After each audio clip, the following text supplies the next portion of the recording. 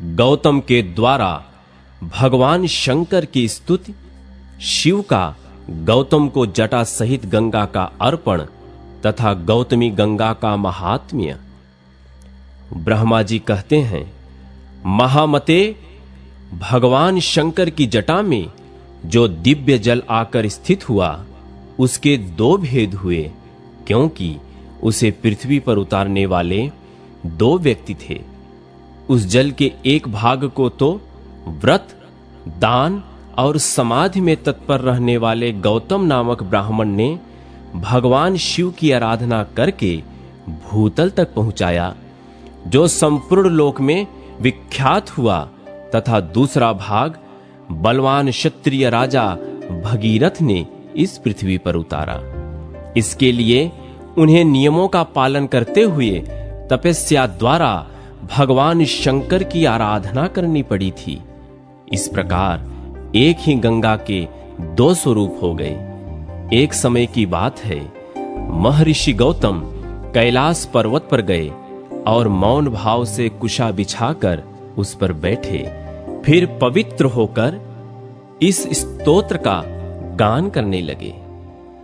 गौतम बोले, भोग की अभिलाषा रखने वाले जीवों को मनोवांछित भोग प्रदान करने के लिए पार्वती सहित भगवान शंकर उत्तम गुणों से युक्त 8 विराट स्वरूप धारण करते हैं।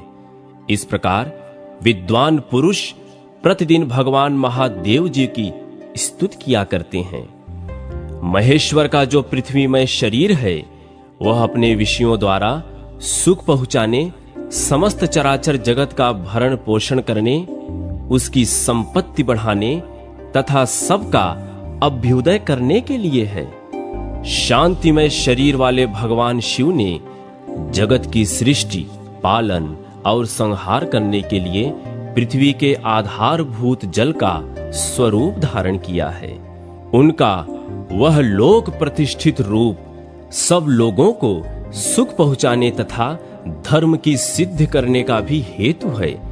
महेश्वर, आपने समय की व्यवस्था करने, अमृत का स्रोत बहाने, जीवों की सृष्टि, पालन और संहार करने तथा प्रजा को मोह, सुख एवं उन्नति का अवसर देने के लिए सूर्य, चंद्रमा तथा अग्नि का शरीर धारण किया है। ईश, आपने जो वायु का रूप ग्रहण किया है, उसमें भी एक रहस्य है। सब लोग प्रतिदिन बढ़े चले फिरें, शक्ति का उपार्जन करें, अक्षरों का उच्चारण कर सके, जीवन कायम रहे और अनेक प्रकार के आमोद प्रमोद की सृष्टि हो। इसीलिए आपका वह रूप है। भगवान, इसमें तनिक भी संदेह नहीं कि अपने आप को आप ही ठीक ठाक जानते हैं। भेद के बिना न कोई क्रिया हो सकती है, न धर्म हो सकता है, न अपने या पराये का बोध होगा, न दिशा, अंतरिक्ष, दिवलोक, पृथ्वी तथा भोग और मोक्ष का ही अंतर जान पड़ेगा। अतः महेश्वर, आपने यह आकाश रूप ग्रहण किया है। धर्म की व्यवस्था करने का निश्चय करके आपने ऋग्वेद, सामवेद, यजुर्वेद, उनकी शाखाओं और शास्त्रों का विभाग किया है तथा लोक में भी इसी उद्देश्य से गाथाओं, स्मृतियों और पुराणों का प्रसार किया है। ये सब शब्द स्वरूप ही हैं। शंभो, यजमान, यज्ञ, यज्ञों के साधन, ऋत्विक, यज्ञ का स्थान, फल, देश और काल, ये सब आप ही हैं। आप ही परमार्थ तत्व हैं। विद्वान पुरुष आपके शरीर को यज्ञांगमय बतलाते हैं। केवल वाग्य विलास करने से क्या लाभ?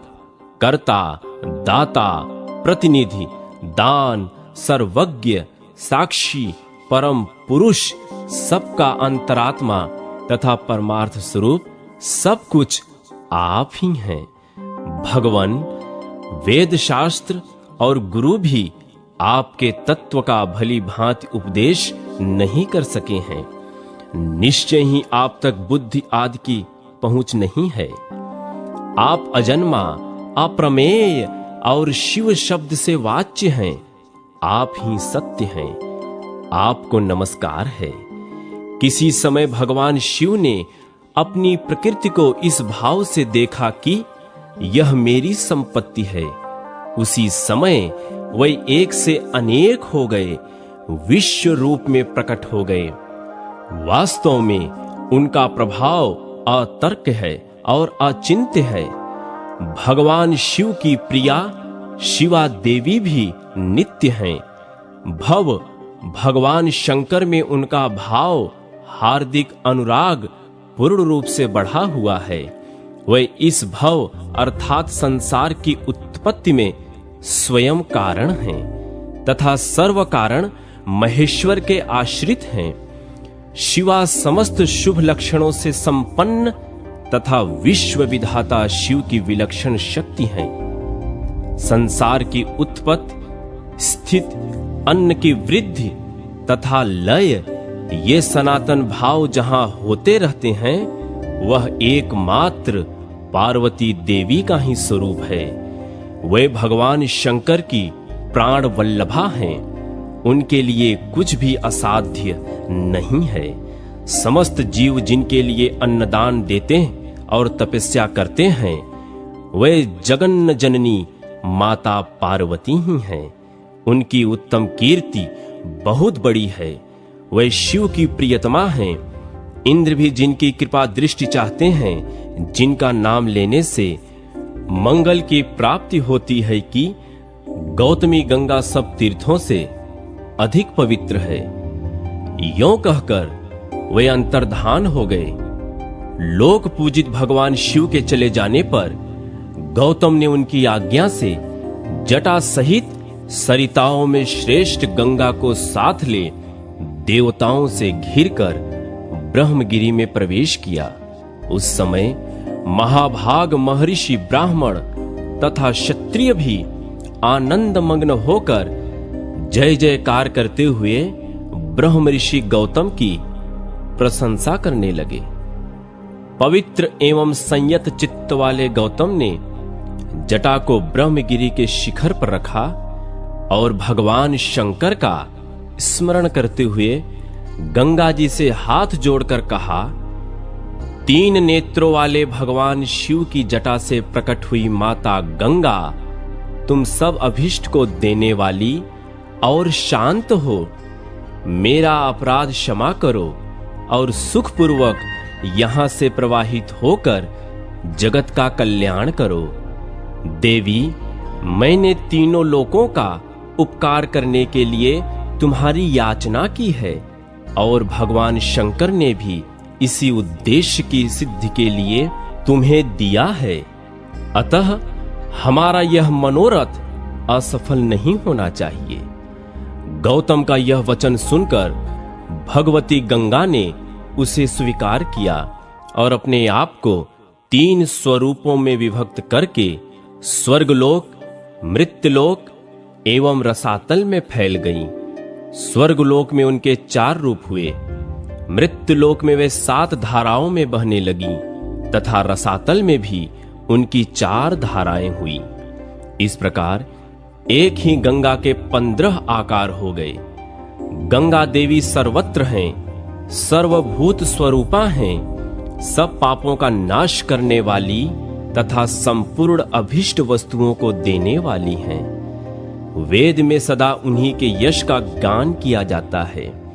जिनकी बुद्धि अज्ञान से मोहित है, वे मृत्युलोक के निवासी समझते हैं कि गंगा केवल मृत्युलोक में ही है, पाताल तथा स्वर्ग में नहीं है। भगवती गंगा जहां तक पहुंचकर सागर में मिली हैं, वहां तक वे देवमयी मानी गई हैं। महर्षि गौतम के छोड़ने पर वे पूर्व समुद्र की ओर चली गईं। उस समय देव ऋषियों द्वारा सेवित कल्याणमयी जगन माता गंगा की मुनिश्रेष्ठ गौतम ने परिक्रमा की।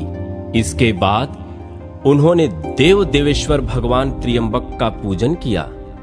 उनके स्मरण करते ही करुणा सिंध भगवान शिव वहां प्रकट हो गए। पूजा करके महर्षि गौतम ने कहा, देव देव महेश्वर, आप संपूर्ण लोकों के हित के लिए मुझे इस तीर्थ में स्नान करने की विधि बताइए। भगवान शिव बोले, महर्षि, गोदावरी में स्नान करने की संपूर्ण विधि सुनो। पहले नांदी मुख श्राद्ध करके शरीर की शुद्धि करें, फिर ब्राह्मणों को भोजन कराएं और उनसे स्नान करने की आज्ञा लें। तदनंतर ब्रह्मचर्य का पालन करते हुए गोदावरी नदी में स्नान करने के लिए जाएं। उस समय पतित मनुष्यों के साथ वार्तालाप न करें। जिसके हाथ, पैर और मन भली भांति संयम में रहते हैं, वही तीर्थ का पूरा फल पाता है।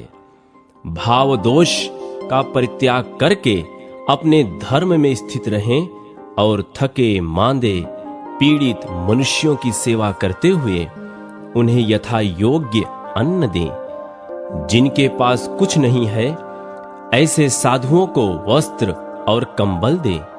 भगवान विष्णु की तथा गंगा जी के प्रकट होने की दिव्य कथा सुने। इस विधि से यात्रा करने वाला मनुष्य तीर्थ के उत्तम फल का भागी होता है। गौतम, गोदावरी नदी में 2-2 हाथ भूमि पर तीर्थ होंगे। उनमें मैं स्वयं सर्वत्र रहकर सबकी समस्त कामनाओं को पूर्ण करता रहूंगा। सरिताओं में श्रेष्ठ नर्मदा अमरकंटक पर्वत पर अधिक उत्तम मानी गई है। यमुना का विशेष महत्व उस स्थान पर है जहां वे गंगा से मिली हैं। सरस्वती नदी प्रभास तीर्थ में श्रेष्ठ बताई गई हैं। तृष्णा, भीमरथी और तुंगभद्रा, इन 3 नदियों का जहां समागम हुआ है, वह तीर्थ मनुष्यों को मुक्ति देने वाला है। इसी प्रकार पयोष्णी नदी भी जहां तप्ती में मिली हैं, वह तीर्थ मोक्षदायक है। परंतु ये गौतमी गंगा मेरी आज्ञा से सर्वत्र सर्वदा और सब मनुष्यों को स्नान करने पर मोक्ष प्रदान करेंगी। कोई कोई तीर्थ किसी विशेष समय में देवता का शुभागमन होने पर अधिक पुण्यमय माना जाता है, किंतु गोदावरी नदी सदा ही सबके लिए तीर्थ है। मुनिश्रेष्ठ, 200 योजन के भीतर गोदावरी नदी में 3.5 करोड़ तीर्थ होंगे। ये गंगा निम्नांकित नामों से प्रसिद्ध होंगी: माहेश्वरी, गंगा, गौतमी, वैष्णवी, गोदावरी, नंदा, सुनंदा, कामदायिनी, ब्रह्म तेजः, समानीता तथा सर्व पाप प्रणाशिनी। गोदावरी मुझे सदा ही प्रिय है। वे स्मरण मात्र से पाप राशि का विनाश करने वाली हैं। 5 भूतों में जल श्रेष्ठ है।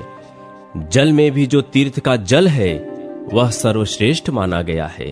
तीर्थ जल में भी भागीरथी गंगा श्रेष्ठ हैं और उनसे भी गौतमी गंगा उत्कृष्ट मानी गई हैं, क्योंकि वे भगवान शंकर की जटा के साथ लाई गई थी। अतः इनसे बढ़कर कल्याणकारी तीर्थ दूसरा कोई नहीं है। मुने, स्वर्ग, पृथ्वी और पाताल में भी गंगा सब मनोरथों को पूर्ण करने वाली है।